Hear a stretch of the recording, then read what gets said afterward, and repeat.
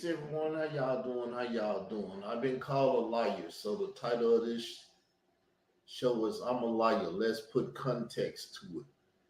The truth finally revealed. The more Khalil Lamani speak, the more truth I'ma reveal. I must do that to prove what I gotta prove. So let's do what we gotta do. So Khalil the Money Wall. We're not gonna show Layla Will bitch ass. So he's a liar. Video coming. So I'm gonna address it before the video come. Right? I'm gonna address it before the video come, which gonna make it harder for him to speak on it in whatever manner he wants to speak on. So now, 2013 is the year Khalil Money came out. He's gonna say that in the video. He's gonna speak on it a little bit, like a phrase or a statement or whatever. Now, within damn, I'm bad. I went on the screen. So the title was got the wrong thing up. Close that because I ain't went live on that yet. Let me get back over here to this one. So he's gonna speak on it a little bit. He's gonna say DJ K. Slade told him to do this and everything. But what it is a statement, a phrase in the movie. Now the movie ain't Friday. Well, you get your little phraseologies and stuff that you steal from the movie and use and stuff. It's a documentary. And I don't know how many people remember phrases from documentaries, unless they're comic documentaries or something like that. So, with context, we can learn, right? So, what we're going to do is we're going to deal with it, right? So, what we're going to do, we're going to go to Layla Wills, LEILAWILLS.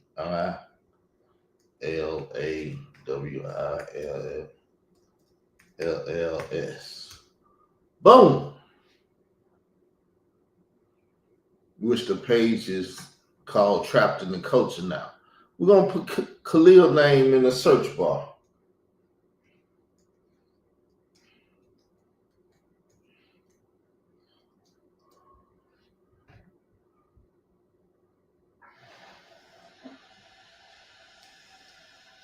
We're going to put him in the search bar. We're going to pull him up. So he actually got two videos over there. Let me show y'all. He got two videos over here on Trapped in the Culture, because he's trapped in the culture. Trapped in the Culture, Africa, Bambaataa, Zulu Nation Part 20 or 44, and Trapped in the Culture, Africa, Bambaataa, Zulu Nation Part 36.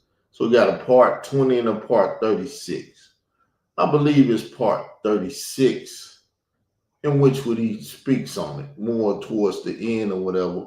But we're gonna deal with it because I believe she talked to him about the coat. Yahweh Ben Yahweh, and she talked to him about Bambaataa. But we're gonna see. We're gonna listen right quick. We're gonna listen. So this is a disclaimer that's up under Section 107 of the Copyright Act of 1976.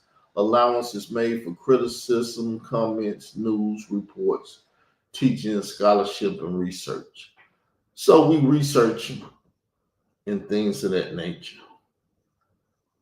Let's deal with 36 first.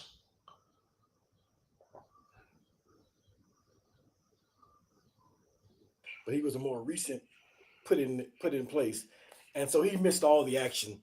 And not only that, by that time, if you hadn't grown up with Yahweh Ben Yahweh, you weren't getting too close to him. It's like trying to get close to Mr. Park. We had hotels on Miami Beach, like they. Did Yahweh mess around with UFOs also? And was he from another planet, or did? Okay, that's not it. We're gonna go to 20 when he's talking about Bambaataa, if that. I just said, wow, there's not one comment of, yeah, that's right. Hip hop is for the oppressed, the marginalized, the disenfranchised. That's gay people too. Yeah, come on in. Nobody would say that. So this Bambaataa situation, how does that change hip hop history? Does it just change Bambaata's history? How do you look at this affecting hip hop? Okay. This alleged homosexuality, not just the pedophilia, but knowing that or alleging that he's So you can see in the documentary they talking about homosexuality and Bam's homosexuality. Once again, putting that P in the LGBTQIA plus community.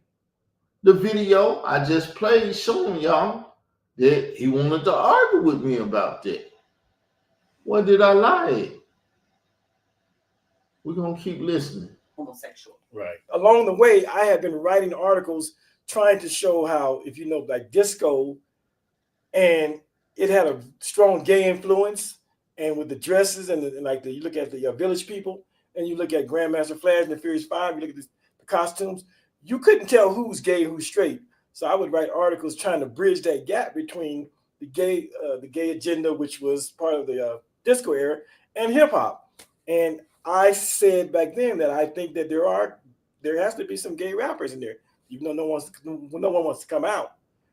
See, so as you can see, he was pushing the gay agenda or the homosexual or the same gender loving agenda back then in the documentary about Bambaataa, because that's what they was trying to do with Bambaataa. Put a pedophile in the LGBTQIA community. But I clearly was saying that there will be a time when a gay rapper will come out and he will be dope. You know, it hasn't happened yet as far as I know, but he will be dope. And so that's the kind of stuff I began to advocate about after having a discussion with DJ Kay Slay. And then I submitted an article to his magazine, Straight Stunting. It's called Why Gay Hip Hop Rap. Now, I didn't know Kay Slay was going to put my name on the cover and really make it a big thing, but he did it in 2008. So he's always trying to promote that he's a big deal. His legacy. I'm fucking it up, y'all. Now, it's a copyright disclaimer up here, but he, Troy, or Layla may strike this video. There is an issue of Straight Stunting magazine, which is basically for lack of a better word, a booty magazine, chicks, but it has a hip hop tones in it. And there's my article, and there's my name right in the front with next to Mano and Busta Rhymes, Khalil Amani, Why Gay Hip Hop. I'm like, whoa, this is kind of dope, I guess. So I began to advocate, but I took a lot of heat. I got called a faggot by everybody and their mother. And in the beginning of those days, I was on MySpace and other forums. It would hurt my feelings. I would say, no, I'm not. I'm married. I got a wife. I got 3 kids. I'm a grandfather, trying to defend my sexuality and my masculinity. But after a while, I was like, okay, whatever. It's like, I'll be that. Like Redman would say, I'll be that. Oh, you guys, you heard it back then about Bambaataa, but how does this now affect this billion-dollar industry? Or does it? Or does it not? I don't think this affects the industry because if you notice, there's a curious hush-hush about the whole thing from real insiders. You don't hear. From real insiders, there's a hush-hush. He's not mentioned to me at all, though he been kicking it with me for a couple months now. He's writing things in the inbox saying, I'm going to let Layla Wheels know about you. He ain't telling Layla Wheels nothing about me. See? He's a liar. He's a fraud. The movers and shakers, a P. Diddy or a Jay-Z, you don't hear them. No one just responding and saying, is this really true about Bambaataa? It's basically gone, as far as it just kind of gone unnoticed. I'm sure they know about it, but his presence must be so powerful that no one wants to really take it there. Do you think it? So, do you think Star, Layla Wheels, and Khalil wanted to take it there? if Puff Daddy, Jay-Z, Pharoah Monch, Raekwon, hip hop names and stuff that's been with K Slay won't speak on it, why you think, a con sharp or a failure, ex Yahweh Ben Yahweh member would take it there? Or a Canadian journalist by the name of Dave Wedge, and anybody will take it there. The Arkansas YouTuber would take it there. But that's why the Arkansas YouTuber gets so much. It's that powerful, or do you think he could be irrelevant? Well, I think part of it is that he is irrelevant because you ask the young group today who's Bambaataa, they don't know who Bambaataa is. He's more relevant to people who are maybe 40 and up. But to the young hip hop he's irrelevant. But I think there's enough old people still in the genre, in the culture that should be speaking up. Certainly a Jay-Z or Busta Rhymes. Anybody like that should be able to. Say something, to have a voice to say something about it. Because from what I understand, it was common knowledge. This is common knowledge. Here I'm hearing it in 2007. See, so he heard it in 2007 before the rest of the world knew it. He never said nothing though. That's how he got in the club. That's why you would catch him on toilets throwing a Rockefeller sign up and everything else. Throwing up the Masonic signs and shit. That's who he is.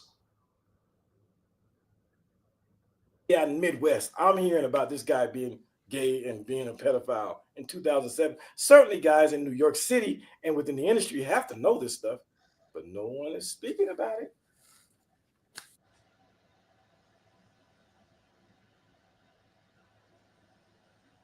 So you can see in the video that there's something up there, because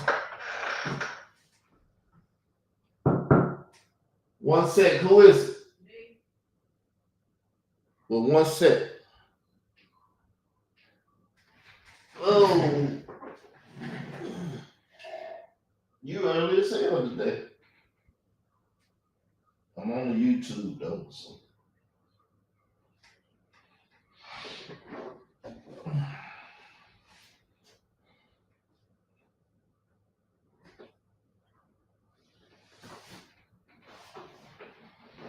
Woohoo!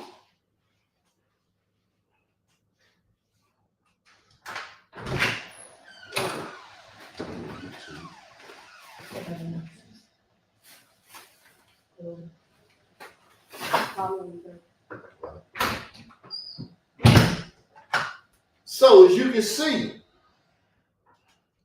my argument of things happened in 2013 is legit, but nobody gives me credit for my argument and stuff. They try to destroy my life and hit me with slaps and all kind of stuff. But even in the documentary, like I said, there are statements made, but unless you got a trained eye to look at the statements, how they need to be looked at, you will look over them.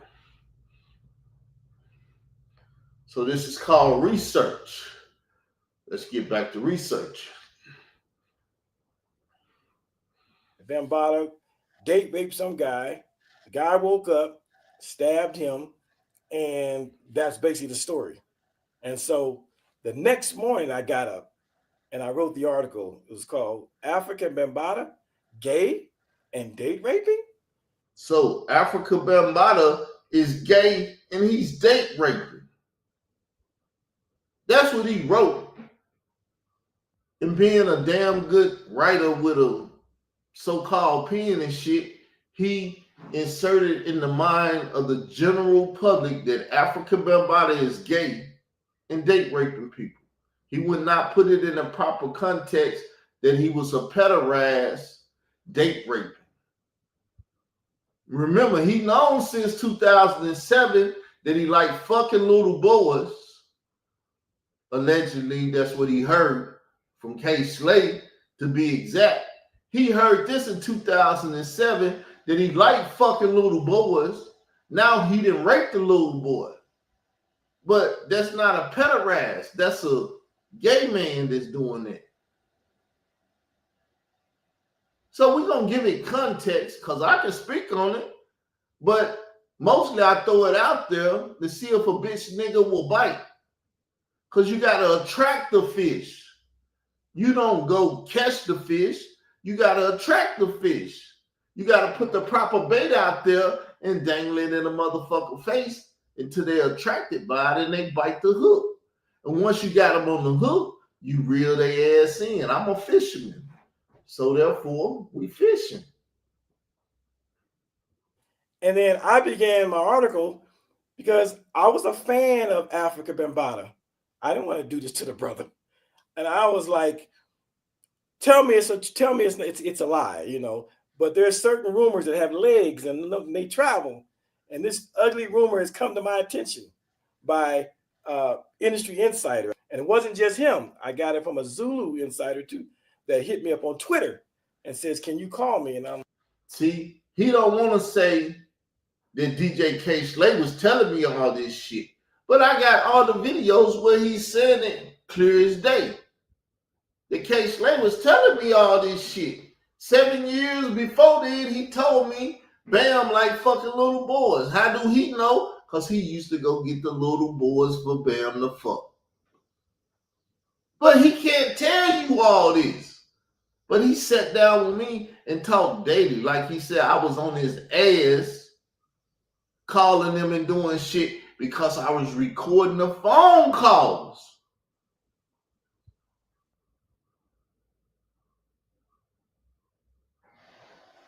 I was getting the stories of Shabir Bey and Bambaataa called me and we was talking. And I ain't know Shamir Bey was a Bambaataa. You didn't know Bambaataa and Shamir Bey was whatever they are? Come on, my nigga. But you supposed to be bad as me. Who's bad? So we just gonna play a little bit more of this and see what the fuck he say tonight with the I'm lying. I'm like, okay. And I thought he was calling me to tell me something bad. I don't know. But he called me within that same week that the article went out. And he told me that his father was a Zulu member, Zulu Nation security guy. And that his father had confirmed the stabbing and had told him about some things that happened in Brazil and across the pond in England. So he gave me all this information. So I wrote this article and I put it out there and I gave it at the time I was writing for allhiphop.com. And I prefaced my article to them by saying, I don't know if you want to run this, but I'm going to give it to you anyway. And y'all can, you know, because they were treating me, because my writing is kind of crazy sometimes. So I don't get a lot of play. But anyway, they didn't run it. But somebody within allhiphop.com took the article and reposted it on their private allhiphop.com page or something. Yeah, it was their page. And it began to travel. Then I saw it here and I saw it there.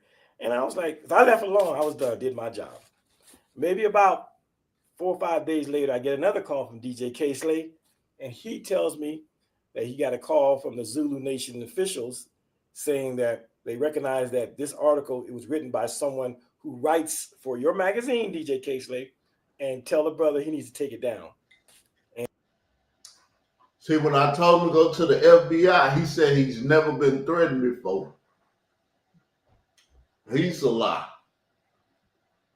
If y'all haven't noticed that Khalil Money comes in these YouTube streets and lie, he'll do his best to jump on a woman to try to prove himself to be credible. He's not credible. He lies. And look back, wonder, because we're looking back at what took place in 2016 and 17. What even took place in 2013. But he can't talk about that. He gonna try to prove me a lie to hold his some respect in these streets, but he's a lying son of a bitch. a literal lying son of a bitch. I'm done. Good luck tonight, Khalil.